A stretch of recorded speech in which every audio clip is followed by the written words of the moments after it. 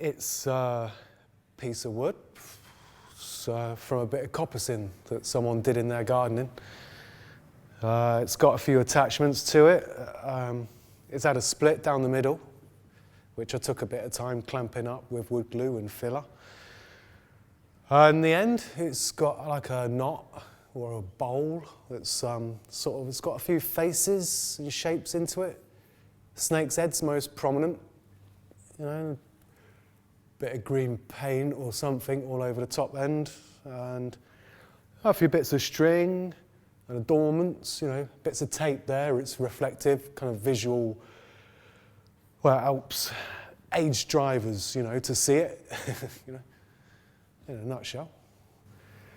Like, I'd actually got off the bus and my crutches, like, I got a bad back anyway, and I had my crutches around my elbows, so got off the bus and I realised crutches were on the bus, and I found myself with no sticks and a bit enabled to, and yeah, I despaired for a bit, and well, I see this garden where someone had been working, you know, cutting down all these bowls and stuff, and I saw a whole heap of wood, and I thought, hey, well, that'll get me home, you know.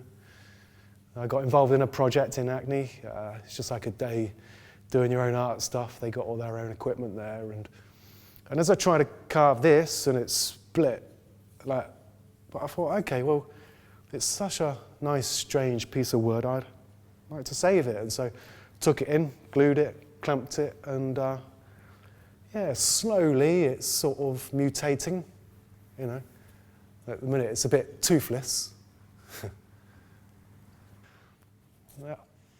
I think being on the streets, you tend to look over your shoulder quite a lot, and like anything that's out of character with where you are, and it's hard to sleep with one eye like closed, and yeah, so I suppose like you take on a sort of protective manner about yourself. Yeah. Well, and of course, because it's like a staff as well, it can be used as a defensive weapon. And, well, yeah, I don't know. It's like, I like the way that my hand fits into it, you know. And as I'm walking along, the snake's head, it's actually looking back over my shoulder. And, yeah, well, it kind of triggers off quite a few, yeah, thoughts and memories of the past. It reminds me a lot of those times where I thought, you know, what does make me feel happy and peaceful? And, well, spending a day doing whatever, like painting pictures, or I did a bit of clay modelling, you know. Try to make a few objects with clay. And so it sort of rekindled, like, what's been the basis of my life, really, which is being creative and artistic. You know, I mean, never expecting a wage out of it, but... So, yeah, I felt quite secure with this around, you know.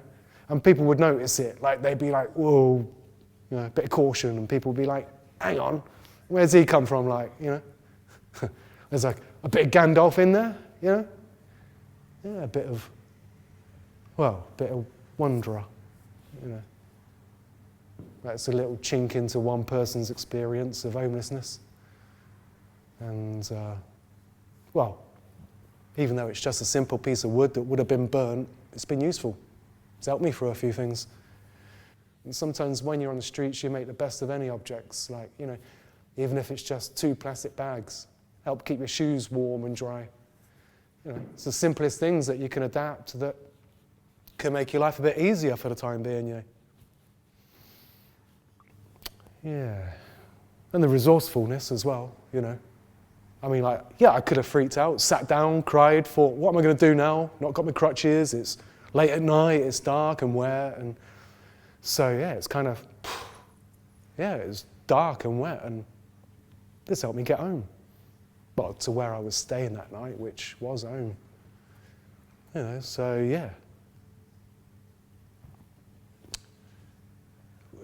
Yeah, I suppose the words hope, you know, out of something simple and, you know, humble, well, things can progress.